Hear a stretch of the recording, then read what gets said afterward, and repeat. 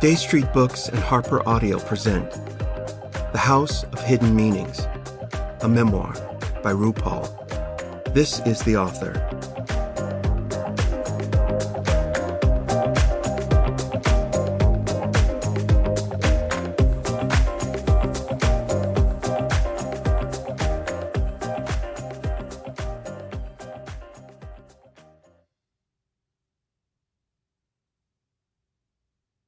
For the love of my life, George Labar. Thank you for the love, laughter, sweetness, and kindness. You are my favorite. Author's note.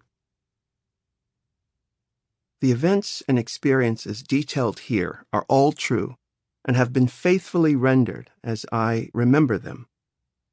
I've changed the names and identifying details of some individuals to protect their privacy.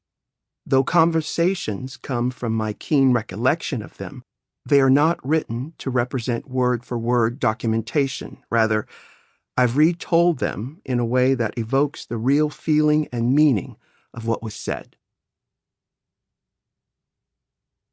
Prologue.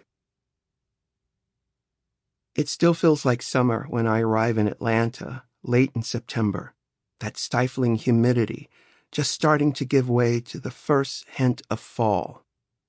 I am 61 years old, and nearly a half a century separates me from the boy I was when I first came here in the back of my sister Renetta's sky blue Mercedes 450 SEL. But I still know my way around. The streets feel the same, even if many of the buildings have been torn down and replaced with something different. And more even than the sight of a few familiar brick facades and traffic lights, the taste of the place is familiar to me, the way a long-ago sense memory can get unlocked so easily. Atlanta tastes like butter, salty, with a hint of sweetness, the kind that's gone a little soft sitting out. It's deliberate, meant to be savored. That flavor, that tang, it's everywhere. It's in the radio streaming from an open car window. It's in the sing-song voices of the women you'd hear, their accents unhurried and musical. It's in the way those muggy summers make everything slow and sticky as molasses. I rent a bike and ride through the city to see what I can remember, and pretty quickly it comes back to me. There's the bench where I sat, rolled a joint, and watched as some men carved a tree that had been struck by lightning into a totem pole to commemorate the Piedmont Park Arts Festival. I had attended that summer for the first time.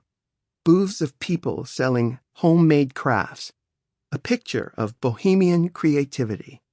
That's the club where I danced all night in a dress made out of Renetta's shiny gold plastic curtains. The heat of bodies around me, and the joyous sound of disco filling up my soul.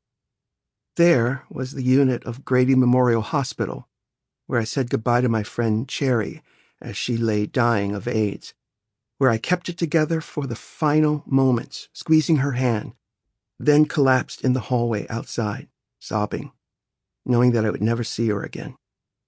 And there was the corner where, on a Christmas Eve years earlier, getting off my shift go-go dancing at the club, I walked past a bag of toys that somebody had donated to charity. Contents spilled out onto the street, and looking up at me was a stuffed donkey with one button eye. For whatever reason, I felt a rush of tenderness, so big and so potent that I picked it up off the ground and carried it home with me. And I have slept with it for the last 40 years. Isn't that strange? I'm so much older now, but I still remember the way it was to know the ache inside me, even before I was wise enough to be able to name it. That child within who was craving that comfort, and realized that I could give him precisely what he needed. And there is the lawn in Piedmont Park where my friend Larry T. and I lay on the grass one morning as the sun came up, the acid we had taken the night before finally wearing off. Sample complete. Ready to continue?